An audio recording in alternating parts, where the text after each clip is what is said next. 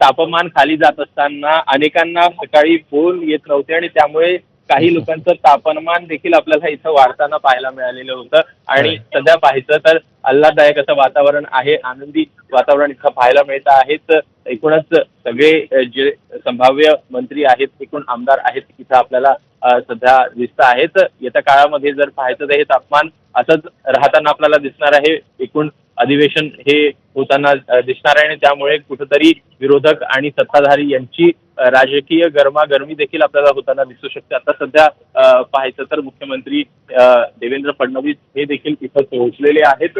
सोबतच उपमुख्यमंत्री एकनाथ शिंदे आणि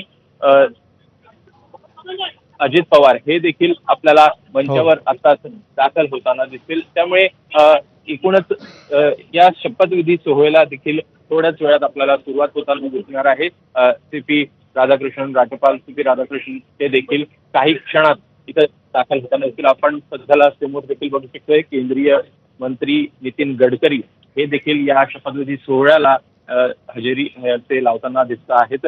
एकूणच मोठ्या प्रमाणात कामं जी आहे आपल्याला या नागपूरमध्ये आणि नागपूरच्या आजूबाजूला होताना दिसत आहेत. हो. मेट्रो असेल, अनेक प्रकल्प असतील आणि कुठेतरी त्याचं श्रेय हे नितीन गडकरी असतील किंवा मग देवेंद्र फडणवीस असतील यांच्या देखील आपल्याला पदरी जाताना दिसतं. आणि एकूणच इतर देखील चर्चा आपल्याला होताना दिसेल. मोठ्या प्रमाणात महामार्ग हे बनताना दिसतात आणि त्यामुळेच नितीन गडकरी हे सध्याला इथं उपस्थित झाले आहेत. सोबत अजित पवार असतील, एकनाथ शिंदे असतील आणि मुख्यमंत्री देवेंद्र फडणवीस हे देखील मंचावर दाखल झाले.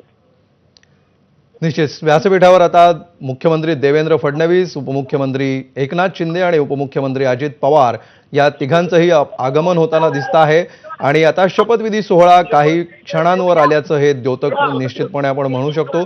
काही वेळापूर्वीच केंद्रीय मंत्री नितीन गडकरी यांचं देखील आगमन झालेलं आहे आणि नागपुरातील गुलाबी थंडीच्या पार्श्वभूमीवर मफलर मानेभोवती गुंडाळून त्यांनी या ठिकाणी आगमन केलंय. व्यासपीठावर देखील अनेक आमदार जे आज मंत्रिपदाची शपथ घेणार आहेत ते थंडीची पूर्ण तयारी करून आल्याचं सध्या चित्र दिसतं आहे आणि काही वेळातच या शपथविधीला आता सुरुवात होईल.